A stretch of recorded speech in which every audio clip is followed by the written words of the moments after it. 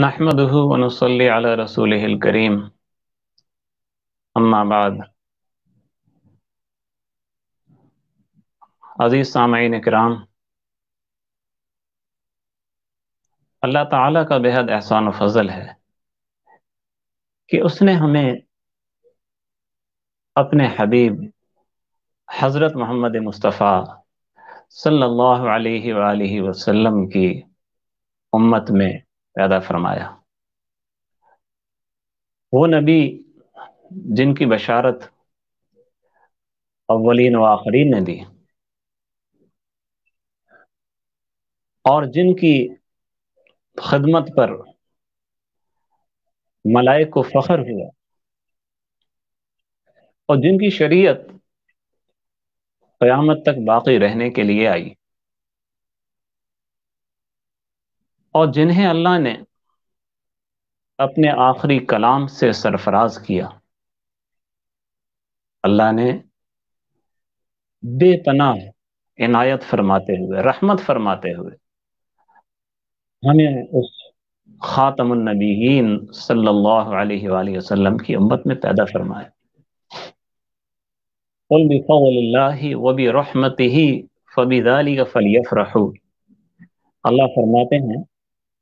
कि मोहम्मद सल्लल्लाहु अलैहि वसल्लम, आप अपनी उम्मत से कह दीजिए कि अल्लाह के फजल और उसकी रहमत पर खुशी और मसरत का इजहार करें।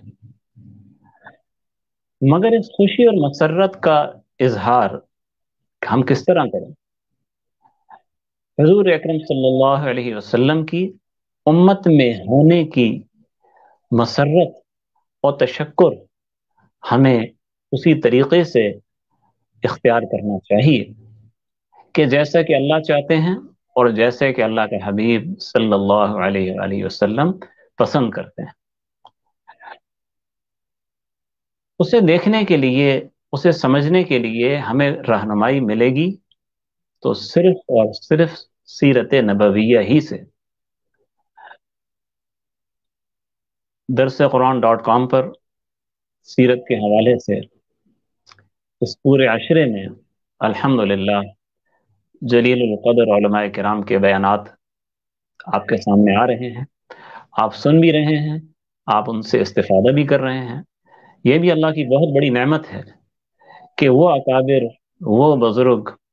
वो मुहक्किकीन कि जिनकी खिदमत में जाने के लिए हमें और आपको शायद हजारों किलोमीटर भी सफर करना पड़ता हो, लेकिन हम घर बैठे उनसे इस्तिफादा कर रहे हैं। तो इन प्रोग्राम्स में बहुत से मौज़ूआत पर बात हो चुकी है। मैं थोड़ी सी बात हुजूर अकरम सल्लल्लाहु अलैहि वसल्लम की मक्का से मदीना मुनव्वरा हिजरत और वहां पर एक इस्लामी रियासत, पहली इस्लामी रियासत के क़याम के बारे में चंद बातें अर्ज करेंगे। हुजूर अकरम सल्लल्लाहु अलैहि वसल्लम जब मक्का में बेपनाह अपने तकालीफ उठाई, सहाबा किराम को तंग किया गया और हत्ता कि आपको वतन छोड़ने पर मजबूर कर दिया गया, तो अल्लाह ने यह शहादत मदीना के अंसार के मुकद्दर में रखी कि उन्होंने जनाब रसूलुल्लाह सल्लल्लाहु अलैहि वसल्लम और आपके सहाबा किराम को हाथों हाथ लिया, खुश आमदीद कहा, इस्लाम के लिए जान व माल और हर चीज की कुर्बानी देने के लिए खुद को पेश कर दिया। तो पहले नबी अकरम सल्लल्लाहु अलैहि वसल्लम ने सहाबा किराम को मदीना भेजना शुरू किया और ये नबूवत का 13वां साल था। सहाबा किराम शाबान में उनकी रवानगी शुरू हुई और उस साल के आखिर यानी जुल्हिज्जा तक उनकी रवानगी जारी रही। बिल्कुल आखिर में हुजूर अकरम सल्लल्लाहु अलैहि वसल्लम और हज़रत सिद्दीक़ अकबर और आप दोनों के घर वाले पीछे रह गए। हुजूर अकरम सल्लल्लाहु अलैहि वसल्लम अल्लाह के हुक्म के इंतजार में थे और सिद्दीक़ अकबर रज़ी अल्लाह ताला अन्हु उसके लिए तैयार थे। कब अल्लाह का हुक्म आए उसके लिए उन्होंने उल्टियां तैयार की थी, जो सामान्य सफर, जो इंतजामात मुमकिन थे वो कर लिए थे। तो जब अल्लाह का हुक्म आया तो ये दोनों हजरात نکلے مکہ سے مدینہ کی طرف، اور 8 ربیع الاول کو قبا پہنچے اور وہاں 14 دن قیام فرمایا۔ 22 ربیع الاول کو آپ مدینہ منورہ میں داخل ہوئے، اور وہ ایک عجیب سما تھا جسے مورخین نے، سیرت نگاروں نے، محدثین نے بہت عمدہ انداز میں، بڑے والہانہ انداز میں پیش کیا۔ بچیاں صحابہ کرام کی، انصار کی لڑکیاں، چھوٹی لڑکیاں،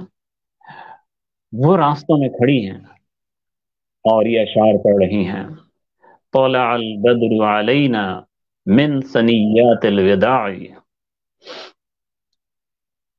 14ویں کا چاند طلوع ہوا ان گھاٹیوں سے جہاں قافلوں کو الوداع کہا جاتا ہے۔ وجب الشکر علینا ما دعا للہ داعی، ہم پر اللہ کا شکر واجب ہے جب تک کوئی دعا کرنے والا اللہ سے دعا کرتا رہے۔ ایھا المبعوث فینا جئت بالامر المطاع، اے مبعوث، اے پیغمبر، اے رسول، جنہیں ہمارے لیے بھیجا گیا ہے، آپ ایسی شریعت لے کر آئے ہیں کہ جس کی ہر حال میں اطاعت کی جائے گی۔ اندازہ لگائیے، وہ چھوٹی بچیاں تھیں اور حضور اکرم صلی اللہ علیہ وسلم کی آمد کے استقبال کے لیے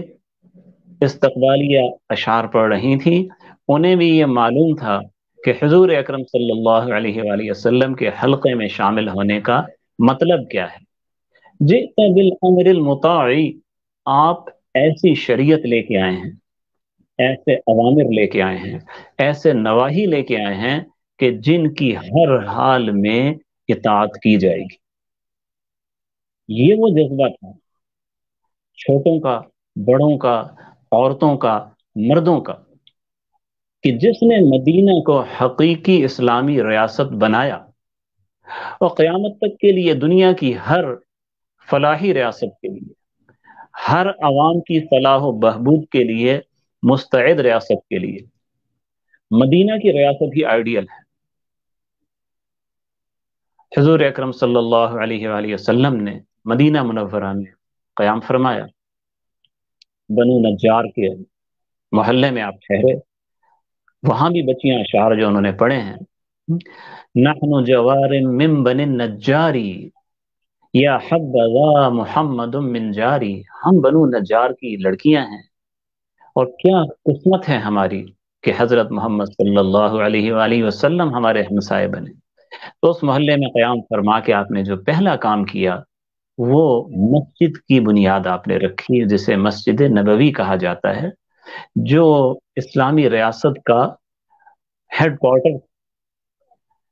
عبادات وہاں ادا ہوتی تھی، تعلیم وہاں تھی،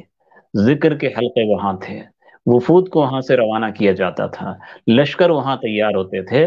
اسلامی ریاست کا دربار وہ، کوئی قلعہ نہیں تھا، کوئی محل نہیں تھا، کھجوروں کے تنوں اور مٹی سے بنائی ہوئی دیواریں اور کھجور ہی کے پتوں سے اور مٹی سے بنائی گئی چھت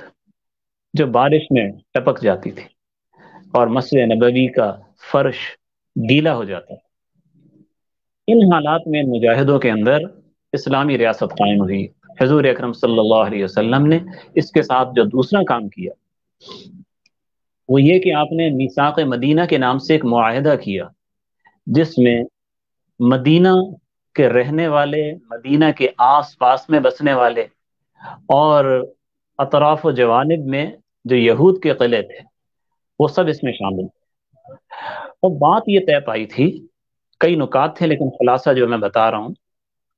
کہ مدینہ کے دفاع میں ہم سب متفق ہوں گے، ہم سب متحد ہوں گے۔ اس میں انصار تو تھے ہی جو اسلام کی پکار پہ لبیک کہہ چکے تھے، اس میں وہ غیر مسلم بھی تھے جو ابھی اسلام نہیں لائے تھے، لیکن اب وہ ہم وطن ہونے کے ناطے ان کے حقوق مسلمانوں پر تھے اور مسلمانوں کے حقوق ان پر تھے۔ تو یہ بات طے پا گئی کہ ہم اس ملک کے دفاع میں ایک جان ہیں، ایک صف میں کھڑے ہیں، اور یہ ہر اسلامی ریاست کی یہی پالیسی ہونی چاہیے کہ اپنے تمام باشندوں سے، چاہے وہ مسلمان ہیں یا چاہے غیر مسلم ہیں جنہیں ذمی کہا جاتا ہے، اور چاہے کسی بھی فرقے سے وہ تعلق رکھتے ہیں، ان سب کی جان و مال کی حفاظت کی ذمہ داری اس پر عائد ہوتی ہے، اور ریاست کے تمام لوگوں پر یہ واجب ہے کہ وہ اپنی ریاست کے وفادار رہیں، اس کے تحفظ کے لیے وہ ہر قسم کی قربانی دینے کے لیے تیار رہیں، اور جو ذمہ داری ان کی بنتی ہے اس کو ادا کریں، اور ادنا درجہ جو ہے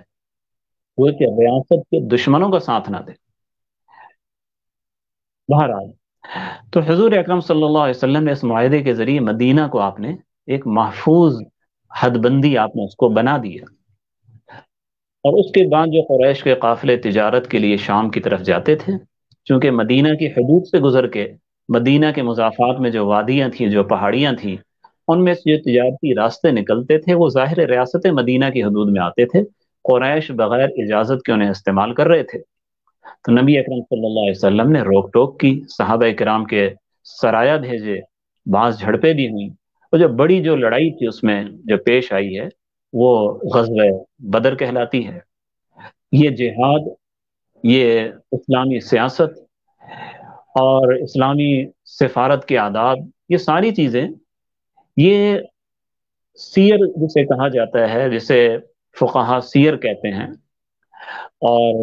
محدثینوں سے مغازی کہتے ہیں، یہ سب اس کے ضمن میں آ جاتی ہیں۔ جو مغازی کہا جاتا ہے یا سیر کہا جاتا ہے، اس کا صرف یہ مطلب نہیں کہ جہاں جنگ ہوئی ہے وہی غزوہ ہے، جہاں جنگ ہوئی ہے وہی سریہ ہے، نہیں، جو بھی سیاسی امور تھے، چاہے ان میں معاہدے ہوئے ہیں، چاہے ان میں لڑائی ہوئی ہے، یا چاہے بغیر لڑائی کے دشمنوں نے ہتھیار ڈال دیے ہیں، یا سفارتی وفود گئے ہیں، یہ تمام چیزیں کتاب السیر میں آ جاتی ہیں، یہ تمام چیزیں مغازی میں آ جاتی ہیں، یہ تمام چیزیں جہاد کا حصہ ہیں۔ یعنی جہاد اصل میں کیا ہے؟ جو حضور اکرم صلی اللہ علیہ وسلم نے فرمایا کہ ذروۃ السنام الجہاد، اسلام کی چوٹی، اسلام کی بلندی، اسلام کا عروج، اسلام کی شان و شوکت وہ جہاد ہے۔ مطلب یہ کہ مسلمان جب اپنی سیاست میں اسلام کو داخل کر دیں، اور جب مسلمان اسی اسلامی سیاست کے اصولوں کے تحت جہاد کا پرچم بلند کر لیں، جب وہ غیر مسلموں کے ساتھ ایک باوقار قوم کی طرح بات کریں، تو یہ مسلمانوں کا عروج اور مسلمانوں کی شان و شوکت کا ایک واضح اور روشن نشان ہے۔ اللہ تعالیٰ ہمیں توفیق دے کہ حضور اکرم صلی اللہ علیہ وآلہ وسلم اور آپ کے صحابہ کے نقش قدم پر چلیں، حضور اکرم صلی اللہ علیہ وسلم کی بتائے ہوئے طریقوں کے مطابق ہم اپنے ملک کو، جسے ہم نے اسلام کے نام پہ حاصل کیا، صحیح معنی میں سے ایک اسلامی ریاست بنائیں جو دنیا میں سربلند ہو،